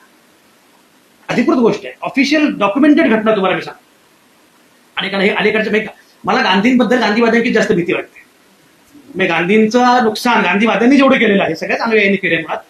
पण तुम्हाला एक गंमत सांग, गांधींना कायम अशा भेटी यायच्या, काही ना काहीतरी भेटी यायच्या. पण मी म्हटल्याप्रमाणे तेव्हा लोकांना गांधी कोणाची माहिती नसायचं. कुणीतरी फार महत्वाचा नेता, गांधी स्वातंत्र्य लढ्याचा महत्वाचा नेता, भेटी यायच्या. कुणी पेंटिंग पाठवतंय, कुणी आणखी काय पाठवतंय, कुणी तमुक पाठवतंय, काहीतरी भेटी यायच्या. एका दिवशी ती भेट आली, त्या भेटीमध्ये एक स्कॉचची बाटली होती. आता फ्रान्स मधून कुणीतरी पाठवली, त्यांना काय स्कॉच वगैरे गांधी काही माहिती, स्कॉचची बाटली पाठवली, आणि सोबत ते ग्लास होते. पण तेव्हा बोटीनं सगळं साहित्य यायचं. ते स्कॉचची बाटली होती, पण बाकी ग्लास वगैरे फुटलेले सगळं होतं. मग प्रार्थनेला सगळे बसायचे, आणि काय काय आता भेटी आलेल्या आहेत त्या सगळ्या भेटी एकत्र करायच्या आणि कुठल्या तरी आश्रमाला द्यायच्या. नथुराम गोडसेने अशाच एका ठिकाणी चप्पल भिरकावून मारली होती. तो प्रसंग मुद्दाम सांगतो. चप्पल भिरकावून मारले होते. गांधी म्हटले ती चप्पल कुठे? ती घेतली, ती विकली. गांधी म्हणजे पैसे घ्यायला भयंकर माणूस होता. ती विकली आणि त्या चप्पल विकून जे पैसे आले ते हरिजन संघाला दिले. गोडसे म्हटलं माझ्या चप्पलीचे पैसे हरिजन संघाला दिले, मला चप्पल परत द्या. तर तसं ते आलं आणि ते सगळं आल्यानंतर मग ते पात्र ठेवलं सगळं. मग त्याने विचारलं काय ते काय बाजूला काय ते काही नाही काय नाही. गांधी म्हटले मी सगळे इंग्लंडमध्ये शिकलोय, मला सगळ्या गोष्टी माहितीच आहेत. आपण त्यांनी ते बघितलं म्हणजे काय तरी काही नाही, स्मार्टची बाटली आहे. मग काय करणार म्हणे? म्हटलं फेकणार होते. कशाला फेकणार म्हणे? जवाहरला होईल.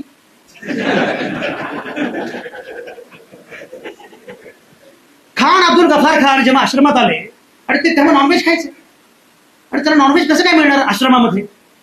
तेव्हा लोकांनी विचारलं होते नॉनव्हेज खातात म्हणे, रोज मटण खातात. ते पठाण एक 7.5 फूट उंचीचे पठाण, तो रोज मटण खातो म्हणे. इथे कसं काय होणार? आश्रमात कसं काय मटण? गांधी म्हटले नियम काय आहे? आश्रमात मटण शिजणार नाही, आश्रमात मटण मिळणार नाही असं.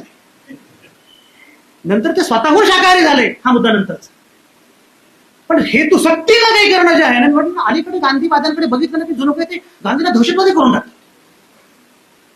फिरायला पकडायला मी एका ठिकाणी गेलो गांधींच्या एका संस्थेमध्ये, माझं भाषण होतं आणि मला भाषणापूर्वी म्हटलं जेवायचं. म्हटलं नाही मला, मी शक्यतो जेवत नाही कारण पोट हे होतं आणि मग बोलताना त्रास होतो. थोडस घेतलं मी, नंतर लक्षात आलं की भाजी जरा ऍसिडिटी वाढवणारी आहे. म्हटलं मी नाही खाऊ शकत, तर इथे उष्ट ठेवता येत नाही. गांधीचा आश्रम आहे, उष्ट ठेवता येत नाही. ठीक आहे आता, पण मला काय मी नाही काय करू शकत ना. म्हणजे बरं मी ते तरी खाल्लं असतं किंवा काहीतरी केलं असतं, पण तोपर्यंत मी ते वाटे घालून सगळं ठेवलेलं. म्हणजे आता परत ते कसं करा? तर ज्यांनी मला बोलवलं होतं त्यांना मी जरा त्यांच्याकडे केविलवाण्या नजरेनं बघितलं, कारण तुम्हीच मला वाचवा. त्यांनी माझ्याकडे असं बघितलं तुच्छतेनं, इस बारे में हम भी कुछ कर नाही सकते. गांधी कळालंच नाही. गांधींचा मुळात मानसिक परिवर्तनावरचा विश्वास होता. आणि मगाशी म्हटल्याप्रमाणे तिथे पुन्हा येतो समारोप करताना, गांधी कळणं महत्वाचं यासाठी. पहिली गोष्ट गांधींनी लोकांचं राजकारण केलं. गांधींना परंपरेची स्पेस माहिती होती, गांधींना लोकांची भाषा माहिती होती. आणि सगळ्यात महत्वाचं माहिती टिळक गेल्यानंतर स्वराज्य फंड काढण्याची कल्पना जेव्हा पुढे आली, गांधी म्हटलं 1 कोटी रुपये जमवायचे 1920 ला. आता 1 कोटी रुपये जमवणं कठीण आहे. तेव्हाच्या काँग्रेसला 1 कोटी रुपये जमवायचे. लोक म्हणते जरा जास्तच होतात, म्हणजे 1 कोटी ठरलं म्हणजे 1 कोटी रुपये जमवायचे. लोकांनी 60-70 लाख रुपये आपले जमा केले. 70 लाख रुपये भरपूर झाले. त्यांना काय वाटलं की गांधी खुश होतील की 1 कोटी म्हटलं आपलं, पण टार्गेट 70% पूर्ण झालं. गांधी म्हटलं ठरलं काय 1 कोटी 70 लाख नाही, आता 30 लाख जमा करणं फार अवघड आहे. म्हणजे गांधी म्हटलं एक काम करा, 70 लाख रुपये ज्यांच्याकडे आणले त्यांना परत देऊन टाका. म्हणजे परत देण्यापेक्षा गोळा करणं सोपं आहे. तेव्हा गांधी असं म्हटले, ज्याला सामाजिक कामासाठी पैसे गोळा करता येत नाहीत त्याच्या सामाजिक कामाच्या हेतूमध्ये काहीतरी गडबड आहे. ज्याचा हेतू चांगला आहे त्याला सामाजिक कामाला पैसे मिळत नाही तसं कधीच होत नाही. तुम्ही कल्पना करा, हिरालाल पगडा तेव्हाचे टाटा, बिर्ला, बजाज सगळे गांधींसोबत होते ना. कसे काय आले असतील लोक? टाटांना, बिर्ला थोडी उद्योगपतीच ना. ते आताचे फारच भयंकर सोडून द्या, त्याचं मी नावही घेत नाही. पण तेव्हाचे उद्योगपती शेवटी उद्योगपतीच ना. शेवटी इथं संबंध बघणार आहे. टाटा, बिर्ला, बजाजांना शेवटी गांधींसोबत असणं सोयीचं होतं, इंग्रजांसोबत असणं सोयीचं होतं. ते गांधींसोबत थांबले राहिले. गांधी इतके थोर होते, ते ग्रामोफोन तेव्हा होता रेकॉर्ड भाषण रेकॉर्ड करायला. ते आले एकदा आणि तो ग्रामोफोन वाला आला. पण हे काय काय तुमचं भाषण रेकॉर्ड करा. ठीक आहे, माझं भाषण रेकॉर्ड करा, पण मला मानधन किती देणार? त्याला हा प्रश्न एकदमच असा आश्चर्यकारक होता. म्हणजे मानधन त्याला सांगितलं काहीतरी एवढे आणे पडले. ठीक आहे म्हणजे तेवढे द्या. तेवढे घेतले आणि एका आश्रमाला देऊन टाकले. आपल्याच पैसे उभे करता आले पाहिजे, काम उभं. मी मागे एक प्रसंग सांगितला होता. मनसर जवळ म्हाळुंगे पडवळ नावाचं गाव आहे, बाबू गेलूचं. तुमच्या काही माहिती असेल. माझं मनसरमध्ये व्याख्यान होतं. माझं व्याख्यान झालं आणि व्याख्यान झालं ते शिक्षिका मला भेटायला आले की सर तुमचं भाषण खूप छान झालं वगैरे. आणि तुम्ही कुठलं गाव कुठलं तुमचं? म्हणजे म्हाळुंगे पडवळ. म्हणजे म्हाळुंगे पडवळ म्हणजे बाबू गेलूचं गाव. हो, इथून किती लांब आहे? म्हणजे पलीकडे. म्हटलं मी येतो म्हटलं बाबू गेलूचं गाव. मी बाबू गेलूचं गाव बघायला गेलो. तिथे बाबू गेलूचं सगळं स्मारक, अमुक तमुक, त्याचं घर वगैरे सगळं बघ. इथे एक गोष्ट मी बघितली, मला फार धक्का बसला. आणि तेच गांधींचं वेगळेपण आणि मोठेपण आहे. बाबू गेलू नावाचा माणूस जो गांधीवादी होता, तो कोण होता? त्यानं काय केलं? आपण अनेकांनी शिकलोय इतिहासामध्ये. काय केलं त्यानं? परदेशी कपड्यांचा ट्रक अडवला. तो काय ट्रक थांबला नाही, गेला. बाबू गतप्राण झाला. तिथे असं लिहिलं होतं त्याचे अंत्यसंस्कार जेव्हा केले गेले तेव्हा कोण कोण होतं? टाटा होते, बिर्ला होते, बजाज होते. गेला हमाल आणि टाटा बिर्ला बजाज आहे. हे गांधींचं वेगळे पण होतं. गांधींसोबत हमाल पण होते आणि टाटा बिर्ला बजाज पण. गांधींच्या राजकारणाचं हे मॉडेल समजून घेणं अत्यंत महत्वाचं आहे. आणि हे मॉडेल तुम्हाला सांगू का, एक महत्वाचा मुद्दा समारोपाच्या वेळी सांगतो मी. हे जरा वादग्रस्त विधान वाटू शकतं, पण तुम्हाला मी सांगतो, आजचे राजकारणी जे करतायत त्यांनी गांधींचंच मॉडेलचं भ्रष्ट नक्कल केलेलं आहे. भ्रष्ट नक्कल केले, धर्माचं मॉडेल भ्रष्ट नक्कल केलेलं आहे. आणि याच्या उलट आपण मात्र गांधींच्या मॉडेलपासून पूर्णपणे दूर गेलेलो आहोत. गांधींचं मॉडेल जे आहे ते आपल्याला नीटपणे कळायला पाहिजे. परंपरेची स्पेस म्हणजे काय, आपण परंपरेचा अवकाश गमावला. तांबे साहेब अलीकडच्या कालावधीमध्ये, म्हणजे मला आठवतं मी साम टीव्हीला संपादक होतो आणि तेव्हा आषाढी एकादशी आणि तेव्हा अनिसाच्या लोकांनी आषाढी एकादशीमध्ये वारीमध्ये चालायचं ठरवलं. आमची पण एक दिंडी असेल. अनिसाचे लोक दिंडीमध्ये जाणार, राष्ट्रसेवा दलाचे पण आता आपले सगळी मंडळी असतात पुरोगामी. तर मी त्या आषाढी वारीवर एक कार्यक्रम घेतला. किंवा मुक्ता दाभोलकर पण त्याला होती आणि हिंदुत्ववादी एक कार्यकर्ते आपले हजर होते. ते म्हटले मुक्ता दाभोलकरांना, मुक्ता दाभोलकर तुम्ही पुरोगामी वारीमध्ये कशा घुसला? मुक्ता म्हटली वारी आमचीच होती, तुम्ही कसे घुसता? तर मी पुढे असं म्हटलं, मुक्ता त्यांचा प्रश्न बरोबर आहे, कारण वारी आपली होती हे आपल्याला कळालंच नाही. आपला वारसा ज्ञानेश्वरांचा आहे, आपला वारसा तुकारामांचा आहे हे आपल्याला कळालंच नाही. त्या बड्या बंड वाल्यात ज्ञानेश्वर माने पहिला हे आपल्याला कळालं नाही. तो तुकाराम आपल्याला समजला नाही. बाबासाहेब आंबेडकर मूकनायच्या शिरोभागी तुकारामाचा अभंग वापरतात. काय करू आता धरून या भीड निशंक हे तोंड वाजवले. तुकारामाचा अभंग वापरतात, कारण तुकाराम हा माझा पूर्वसूर्य आहे हे बाबासाहेबांना माहिती असतं, हे गांधींना माहिती असतं, हे नेहरूंना माहिती असतं. आपण मात्र परंपरेचा अवकाश विसरतो. आणि समारोपाचा शेवटचा मुद्दा म्हणजे गांधी, नेहरू, आंबेडकर या तिघांचे काम काय माहितीये का? त्यांनी कायम नव्यापडीशी डायलॉग केला. हे गांधी म्हातारी वगैरे कधीच नव्हत्या. गांधी स्थितप्रज्ञ वगैरे कायम नव्हते. गांधी कायम बदलणारे होते. गांधी अत्यंत डायनामिक होते. गांधी अत्यंत तेजस्वी होते. गांधीने आपलं ते पूर्वी तुकारामाचं जे करून टाकलं होतं आपण, तसं गांधीने करण्याचा प्रयत्न सुरू असतो. गांधी सेन्स ऑफ ह्युमर वगैरे खतरनाक भारी होता.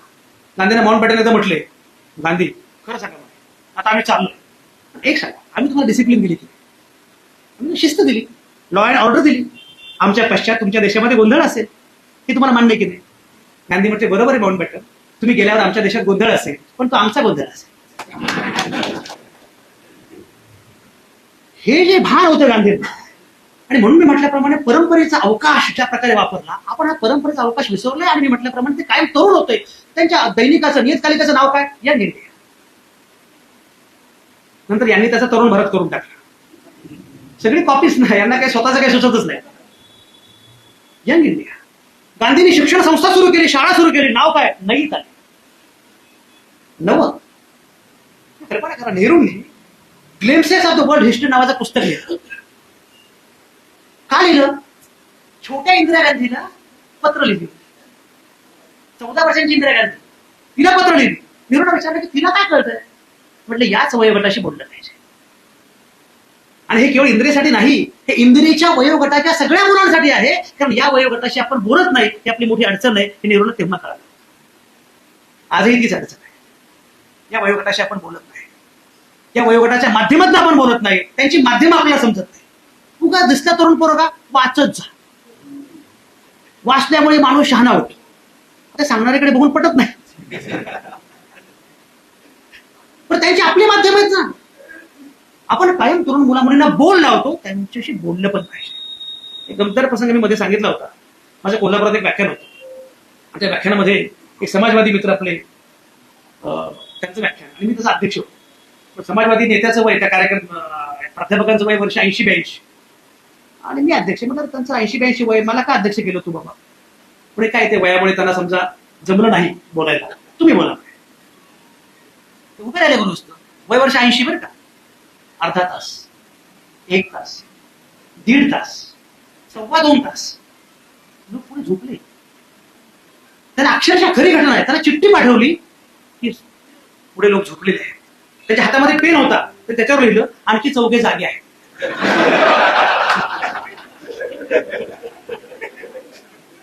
आणि मला सांगितलं पुन्हा त्यांचं भाषण झाल्यावर, आता संजय होते आपण हवा तेवढा वेळ अध्यक्ष संपला. म्हणजे वेड्या लोक झोपले, त्याला काही मी उभा राहिलो आणि मी म्हटलं परिवर्तनवादी चळवळीनं आता मी सूत्र देतो. तेवढं सूत्र देणार म्हटलं माझं अध्यक्ष भाषण संपवणार. ते सूत्र असं 100 वजा तुमचं वय तेवढेच मिनिटं बोलायचं.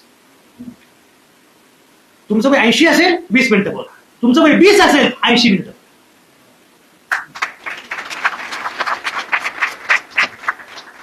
आपल्याकडे काय झालं माहितीये का, सगळ्या समाजवादी नेत्यांचा एक मोठा प्रॉब्लेम आहे. मी सगळ्यांना सांगा, बाबा आढावांना पण मी सांगायचो, सगळ्यांना सांगायचो, तुमचा मोठा प्रॉब्लेम काय माहितीये का, तुम्हाला तरुण काय पाहिजे असत माहितीये का, आपलं काय तुम्ही थोर त्यासाठी आम्ही नाही, हे आमचं काय पुढे. समाजवादी वयोवृद्धांकडे तरुण गेला तर त्याला मी सांगतो सावध राहा. तुम्हाला काय म्हटलंय बघा, हे सोपं नाहीये, हा संघर्ष सोपा नाहीये. तिकडे बोट टाकणं सोपं आहे, स्वतःवर तुम्हाला टीका करावी लागेल तर बदल होऊ शकतो. जे नेहरूंचं होतं लक्षात घ्या, नवी पिढी घडवण्याचा प्रयत्न केला गांधींनी, नेहरूंनी, आंबेडकरांनी. त्यांचं कुणीतरी आपल्याला बरं म्हणणारे पोरं पाहिजेत ना. ते शहाजहानाला अटक केली होती ना. कोणी अटक केली? औरंगजेबाने अटक केली. अटक केल्यावर शहाजहानला विचारलं की तू फार दुःखी दिसतो म्हणे, तुला काहीतरी प्रॉब्लेम आहे म्हणजे. मला बाकी काय नको म्हणे, माझी एकच इच्छा आहे म्हणजे. काय म्हणजे शाळा कॉलेजच्या वयातली, तेव्हा शाळा कॉलेज वगैरे असा शब्दच नसेल, पण त्या वयातली एक 10-12 पोरं जरा रोज पाठवत जाते. मुलं यायची आणि त्याला दिवसभर हा शिकवायचा. त्याला औरंगजेबाने विचारलं की तुम्हाला असं काय आनंद काय मिळतो. जरा सत्ता गाजवल्यासारखं वाटतं, तरुण पोरं असतात. असले शहाजहान होते बहुते फार आहे तुमच्या. तर सांगा तुम्हाला बरं वाटावं म्हणून आम्ही नाही आहोत. आमच्या डोळ्यात काही स्वप्न आहे, आम्हाला आमचा देश उभा करायचा आहे. आणि तो देश उभा करायचा असेल तर आमचा देश कसा घडेल याच्या अनुषंगाने तुम्ही आमची सोबत केली पाहिजे आणि सांगितलं पाहिजे हा देश कसा घडू शकतो. आणि म्हणून मी म्हटल्याप्रमाणे नव्या पिढीशी बोलावं लागेल, त्याच्या सोबत राहावं लागेल. दिसला पोरगा की सुरू कर भाषण, ते पोरांना आवडत नाही. माझ्या वडिलांचं वय 85 आहे. ते माझ्याकडे माझा मित्र आला, तरुण मित्र आला. मी आप्पांना म्हटलं, आप्पा म्हटलं हा पराग. आप्पा म्हटले बर बर बर बर, काय नाव, काय आडनाव, अच्छा अच्छा म्हणजे हे का, असं वगैरे सुरू केलं. म्हटलं बरं ठीक आहे, काय काय ठीक आहे. पुढे म्हटले काय करतोस. तू म्हटलं मी नासामध्ये असतो, सायंटिस्ट आहे. चांगलं काम करत जा. तू गेल्यावर मी आप्पांना म्हटलं, आप्पा तुम्हाला नासा माहिती, सायंटिस्ट माहिती, तर विचारा ना नासा काय. असं कसं म्हणतात, आपण ज्येष्ठ ठेवतो सल्ला दिला. नव्या पिढीचा काहीही प्रॉब्लेम नाहीये, ते बुद्धिमानच आहे. प्रॉब्लेम तुमचा आणि माझा आहे, आपल्याला बदलावा लागेल. जरी या वर्तमानाला कळेना आमुची भाषा बिजा घेऊन येणाऱ्या पिढ्यांशी बोलतो आम्ही. अशी पिढी प्रत्येक वेळी असते. त्या पिढीची वेगळी भाषा असते, त्या पिढीची वेगळी परिभाषा असते, त्या पिढीची वेगळी माध्यमं असतात. ती माध्यमं लक्षात घेत तुम्हाला पुढे जावं लागतं. मी परवा सांगितलं, शरद पवारांमध्ये मी भेटलो काही दिवसांपूर्वी. त्यांना म्हटलं पवार साहेब नवीन काय करताय, अजित दादा वगैरे जाण्यापूर्वी नवीन काय करताय. तर म्हणजे सेल्फी काढायला शिकतो. म्हटलं म्हणून तुम्ही रिलेव्हंट आहात. पु ल देशपांडेंनी असं म्हटलं होतं, माणूस म्हातारा झाला याची एकच टेस्ट आहे, वयानुसार टेस्ट नाही, एकच टेस्ट. जो असं म्हणतो आमच्या वेळी असं नव्हतं, तो म्हातारा झाला. या काळात जे आहे ते लक्षात घेत आपल्याला पुढे जावं लागणार. मी म्हटल्याप्रमाणे गांधी, नेहरूंनी आणि आंबेडकरांनी सुद्धा कायम नव्या पिढीशी संवाद साधण्याचा प्रयत्न केला. नेहरूंची भाषा बघा, कायम तरुण होती. नवीन मुलांनी शिकलं पाहिजे, नवा देश उभा केला पाहिजे. मी मगाशी म्हटल्याप्रमाणे नेहरू हे स्वप्न होतं, गांधींनी पण ते स्वप्न पाहण्याचा प्रयत्न केला. असं स्वप्न निश्चितपणे मुलं बघू शकतात, पण ते स्वप्न मरावं असा प्रयत्न सगळ्या बाजूंनी सुरू झालेला आहे. आणि सबसे खतरनाक होता है सपनों का मर जाना. हे स्वप्न मरता कामा नये. मला पूर्णपणे खात्री आहे गांधी, नेहरूंचा वारसा आपण सोबत घेतला तर खरं म्हणजे उनका जो फर्ज है पहल ये सियासत जाने, मेरा पैगाम मोहब्बत है जहां तक पहुंचे. त्यांनी विकार व्हायरल करायचा प्रयत्न कितीही करू द्या, आपण प्रेम व्हायरल करूया. आणि हे प्रेम व्हायरल करणं फार अशक्य आहे, फार अवघड आहे असं मला अजिबात वाटत नाही. तर त्यासाठी नीटपणे गांधी समजून घेतले पाहिजे, तसे नीटपणे नेहरू समजून घेतले पाहिजे, नीटपणे आंबेडकर समजून घेतले पाहिजेत. आणि सगळ्यात महत्वाचं म्हणजे नव्या पिढीशी डायलॉग केला पाहिजे. एक लक्षात घ्या, कुठलाही हुकुमशहा निवडणुकीच्या रिंगणात पराभूत होत नाही. निवडणुकीच्या रिंगणात पराभूत होतो तर हुकुमशहा म्हणत नाही. नवी आयुध शोधावी लागते, नवे मार्ग शोधावे लागते, नवे लढे विकसित करावे लागते. संसदीय राजकारणाच्या पलीकडे सुद्धा रस्त्यावरची सुद्धा लढाई विकसित करावी लागेल. ही सगळी आव्हानं आपल्या समोर आहे. आणि अशा वेळी जेव्हा या पिढीशी बोललं पाहिजे, अशा वेळी या पिढीशी बोलण्याची सगळी यंत्रणा आपण संपवून टाकलेली आहे.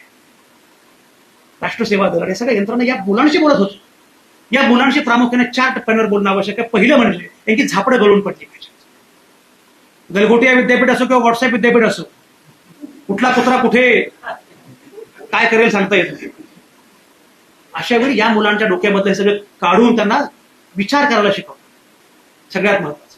दुसरं म्हणजे करिअरच्या शेकडो वाटा आहेत हे या मुलांना सांगतात. जात धर्म भाषेच्या पलीकडे माणूस आहे, भारत आहे, ही भारताची कल्पना आहे, ही आयडिया ऑफ इंडिया आहे. अशा प्रकारची कल्पना जगाच्या पाठीवर कुठेच नाहीये. अवघ्या जगाला आश्चर्य वाटतं. आणि एवढी महाकाय लोकसंख्या, तुम्हाला कल्पना आहे? म्हणजे महाराष्ट्राची लोकसंख्या एवढी आहे, तुम्ही गुगलवर जा, तर गुगल हा गुरु आहे. काही दिवसांनी गुरुपौर्णिमा बंद होईल आणि गुगल पौर्णिमा सुरू होईल. तुम्ही गुगलवर जर गेला तर महाराष्ट्र हा जगातला सगळ्यात मोठा 10व्या क्रमांकाचा देश आहे. एवढी प्रचंड लोकसंख्या आपली आहे. ही सगळी लोकसंख्या आहे, पण या सगळ्यामध्ये जे सूत्र आहे ते सूत्र नीटपणे समजावून सांगणं हे आपल्या पुढे आव्हान आहे. आणि मला खात्री आहे की नव्या पिढीकडे हे सगळं शक्य आहे. फक्त त्यांना नीटपणे बळ दिलं पाहिजे, सांगितलं पाहिजे हे तू करू शकतोस. सुरेश भट म्हटले त्याप्रमाणे आपली लाडकी कविता गझल, हे असे आहे तरी पण हे असे असणार नाही, दिवस अमुचा येत आहे तो घरी बसणार नाही. हे खरे की आज त्यांनी घेतले सारेच आणि खोके सुद्धा, पण उद्या त्यांच्या चितेवर एकही रडणार नाही. पुढे कवी काय म्हणतो? बांधती जे रोज भिंती, सांगती ते धर्म जाते, पण उद्याचा सूर्य काय आहे त्यामुळे फसणार नाही. छान झाले दांभिकांची पंढरी उद्भवते. दांभिकता हे सगळ्यात मोठी अवघड गोष्ट आपल्याकडे. इथे बघायचं वेगळं, घरात मग मुलीची कुंडली वगैरे बघायची असते. इथे जातीच्या पलीकडे जायचं, लग्नात मात्र मग जात बघायची असते. छान झाले दांभिकांची पंढरी उद्ध्वस्त झाली, यापुढे पाचाळ दिंडी एकही निघणार नाही. आणि कवी शेवटी म्हणतो, आजचे आमचे पराभव पचवितो आम्ही उद्यास्त. आजचे आमचे पराभव पचवितो आम्ही उद्यास्त, विजय तो कसला उरावर जखम जो करणार नाही. हे असे आहे तरी पण हे असे असणार नाही, दिवस घरी. या विजयासाठी जिंदाबाद.